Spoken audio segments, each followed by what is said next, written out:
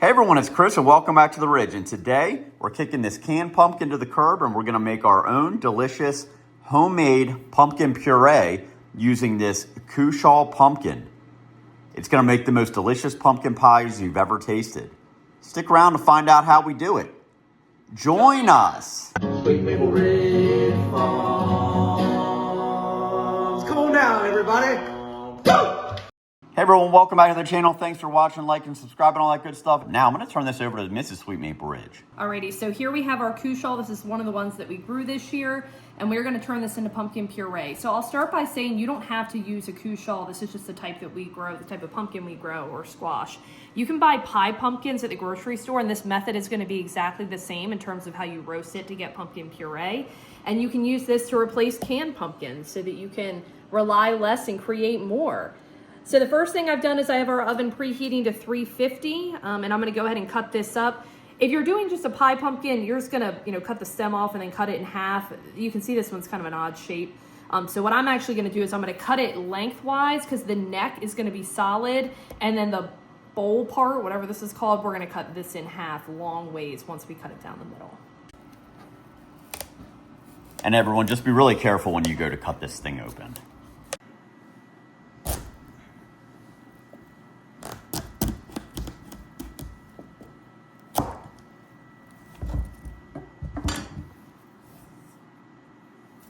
Okay, so thanks for help from Mr. Muscles over here. We were able to get this sucker cut open.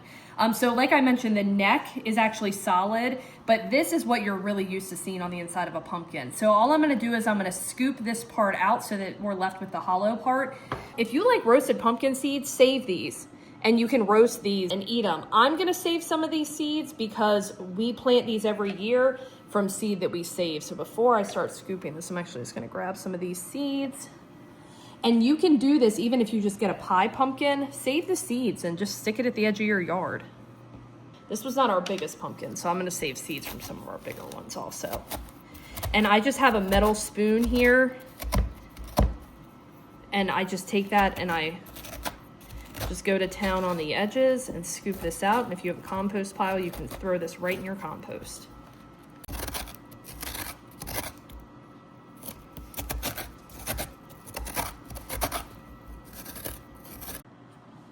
Okay, so we've gotten our pumpkin cleaned out, and what I have is a baking or a cookie sheet here that I just sprayed a little bit of cooking spray on my parchment paper. That's just to make sure that the pumpkin doesn't stick to it, because we're gonna put the pumpkin cut side down on the cookie sheet. And this is gonna go into the oven for, I'll be honest with you, probably at least an hour, potentially longer. Like this neck, which has a lot of flesh here, is probably gonna take a bit.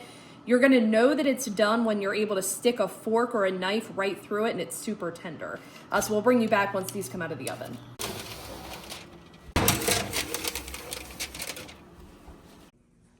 Okay, so we've pulled these out of the oven. All told, they were in there for about 2 hours or so. Again, your cook time at 350 is gonna be dependent upon how big your pumpkin is. So most importantly, let this cool because it's gonna be very hot. And your next step, all you're gonna do is we're just gonna If you're new to the channel, please subscribe. We really appreciate it. peel the skin right off. Oh, wow. Or the rind. Yeah.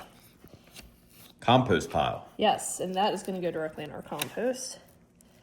But all we're doing is just peeling this off. And if you don't wait until they cool, you're going to singe your fingers.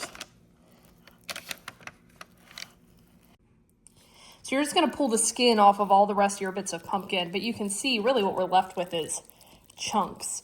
So to make this into pumpkin puree like you're used to seeing that you would use for your pumpkin recipes like pumpkin pie or pumpkin bread, all you have to do is throw this in a blender or use an immersion blender, and that's going to just get everything to that pureed state. So we'll go ahead and do that now. Okay, so here I'm using an immersion blender, and all I'm going to do is I'm just going to blend it and kind of go up and down.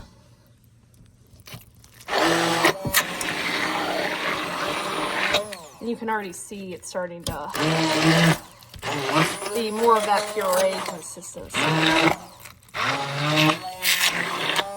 A regular blender, a food processor, an immersion blender, it'll all work. That looks great.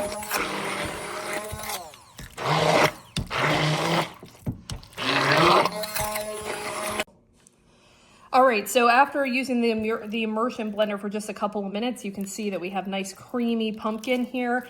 If you use the pumpkin pie recipe that we've put on our channel before, we'll put the link to the video down below.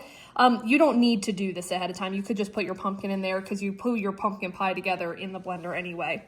But this pureed pumpkin's great. You can feed it to your dog if they have tummy problems. You can just eat it. Pumpkin is really good for you. You don't have to turn this into a sweet treat.